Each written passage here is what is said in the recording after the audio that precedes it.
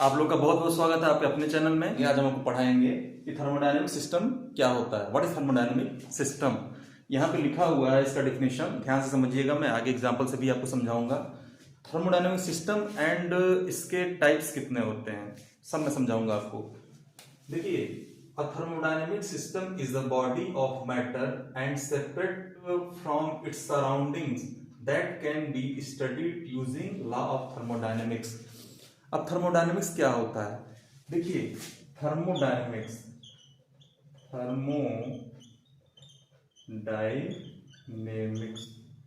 Thermodynamics में ये मिलकर बना हुआ है थर्मो और डायनेमिक्स।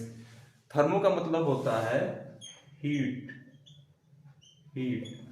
और डायनेमिक्स का मतलब होता है मोशन। जहां पे भी हीट का मोशन हो रहा हो वो थर्मोडायनेमिक्स होगा। हीट का मोशन वो होता है थर्मोडायनेमिक्स। जहां पे हीट का मोशन हो रहा हो, भाई जहां पे हीट का मोशन होगा वहां पे कोई मैटर होगा, किसी वस्तु का द्रव्यमान होगा, तभी तो वहां पे हीट का मोशन होगा। भाई कोई चीज गर्म है या कोई चीज ठंडी है, उसका हीट एटमॉस्फेयर से एक्सचेंज हो रहा है। That is the system. A thermodynamic system is a body.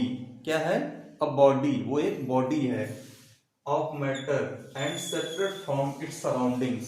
Separate from its surrounding. अब सराउंडिंग्स क्या होता है वो भी मैं अभी आपको बता दूंगा, समझा दूंगा।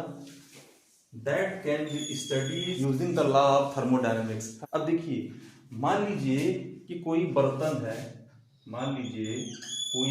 है, और उसमें चाय बन रहा है, ठीक है। नीचे से हीट दे रहे हैं तभी तो चाय बन रहा है। यहां से नीचे से हम क्या दे रहे हैं? हीट दे रहे हैं। तो ये पानी क्या होता है? ये पानी खौलता है, उसके बाद ये वेपर में चेंज होता है और भाप बनता है। तो ये जो होता है, जो बर्तन होता है, उसको कहते हैं बाउंड्री। क्या कहते हैं? बाउंड्री। और इस बर्तन के बाहर जो कुछ भी यूनिवर्स होता है, जो कुछ भी एरिया होता है, उसको हम कहते हैं, ये जो भी होता है उसको कहते हैं सराउंडिंग। क्योंकि ये ओपन बर्तन है, अगर इसमें हम ढक्कन से इसको ढक दें, मतलब इसको चेंज कर दें, तो ये बिल्कुल पैक्ड हो जाएगा और फिर भी ये बाउंड्री होगा जो चारों तरफ से बंद होगा, क्लोज्ड होगा। इसके बाहर के एरिया को हम कहते हैं सराउंडिंग। और इसका जो ये बर्तन होता है जो कि चारों तरफ से पैक्ड है, इसको कहते हैं बाउंड्री। आई थिंक आपको सराउंडिंग समझ में आ गया होगा कि हीट का यहाँ पे ट्रांसफर होता है। ये पानी एक बॉडी है जिसमें मैटर होता है, जिसमें मास होता है, जिसमें क्या होता है? मास होता है। और जब इसको हीट देते हैं ये वेपर में चेंज होता है, तो मास का एक्सचेंज होता है। प्लस वाल जो होता है, वाल अगर कंडक्टिंग है, वाल क्या है? कंडक्टिंग है, तो एनर्जी का भी ट्रांसफर होगा। ट्रांसफर होगा। क्योंकि हीट का ट्रांसफर हो रहा है, मतलब एनर्जी का भी ट्रांसफर यहाँ पे हो रहा है। अब आगे हम समझेंगे कि थर्मोडायनेमिक सिस्टम कितने टाइप के होते हैं। टाइप ऑफ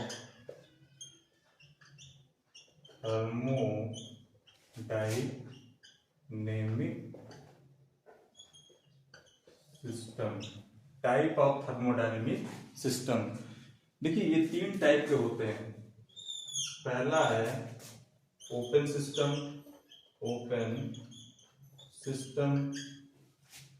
दूसरा है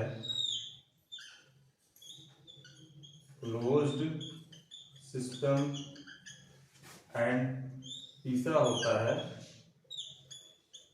आइसोलेटेड सिस्टम। पहला होता है ओपन सिस्टम, दूसरा क्लोज सिस्टम और तीसरा होता है आइसोलेटेड सिस्टम। अभी हमने आपको जस्ट पहले बताया है कि ये कोई बर्तन है जिसमें चाय बन रही है और यहां से हीट दिया जा रहा है। हीट क्या हो रहा है? इसमें दिया जा रहा है। ये सराउंडिंग है और ये है बाउंड्री। बाउंड्री। तो यहाँ पे जब हम हीट देते हैं तो पानी खोलता है और वेपर में चेंज होता है। मीन्स ये जो मास है वाटर का सराउंडिंग से एक्सचेंज होता है, और जो एनर्जी होती है, एनर्जी भी क्या होती है, वो सराउंडिंग से एक्सचेंज होती है। एनर्जी मतलब जो हीट होता है वही सराउंडिंग से एक्सचेंज होता है। तो ये जो ओपन सिस्टम होता है इसमें क्या होता है, इस फिगर से आपने समझा कि मास और एनर्जी दोनों का एक्सचेंज हो रहा है सराउंडिंग से। तो ओपन सिस्टम में मास प्लस एनर्जी दोनों का एक्सचेंज होता है। क्लोज सिस्टम क्या होता है? अब क्लोज सिस्टम में अगर इसी को हम बंद कर दें, इसी बर्तन को हम क्या करते हैं, जैसे यहाँ पे फिगर बना देते हैं, इस बर्तन को हम बंद कर दें, इस बर्तन को हम बंद कर दें। लेकिन इसमें शर्त यह होना चाहिए कि जो बाउंड्री है वो कंडक्टिंग होना चाहिए। क्या होना चाहिए? Conducting boundary. क्या होना चाहिए? कंडक्टिंग बाउंड्री होना चाहिए। मीन्स हीट को वो एक्सचेंज कर सके एटमॉस्फेयर में, उसको कंडक्टिंग बाउंड्री हम कहते हैं। तो जब ये चारों तरफ से क्लोज हो जाएगा तो इसमें होगा क्या, इसमें एनर्जी का तो ट्रांसफर हो जाएगा, एक्सचेंज हो जाएगा, बट मास का, चूंकि चारों तरफ से क्लोज हो जाता है तो मास का एक्सचेंज एटमॉस्फेयर में या सराउंडिंग में नहीं होता है। Energy can exchange.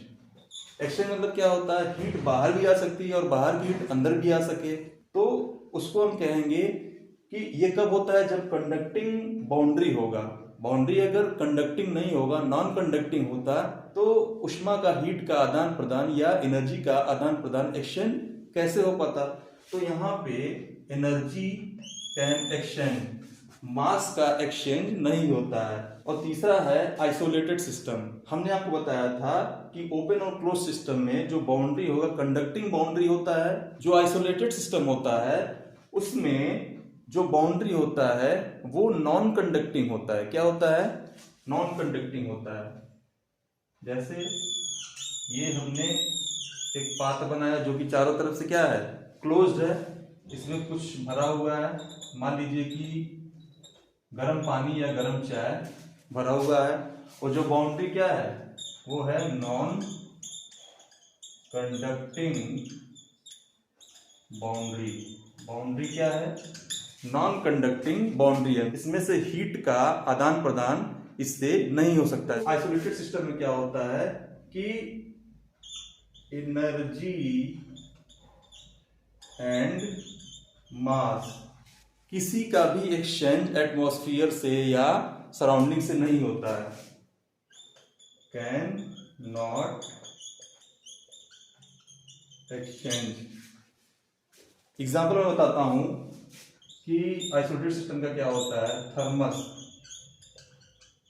थर्मस वही थर्मस जिसमें गर्म चाय रखते हैं तो गर्म रहता है, गर्म पानी रखते हैं तो भी गर्म रहता है, क्योंकि वाल्व उसका क्या होता है, नॉन कंडक्टिंग होता है। तो ये हमारा आइसोलेटेड सिस्टम का एग्जाम्पल है।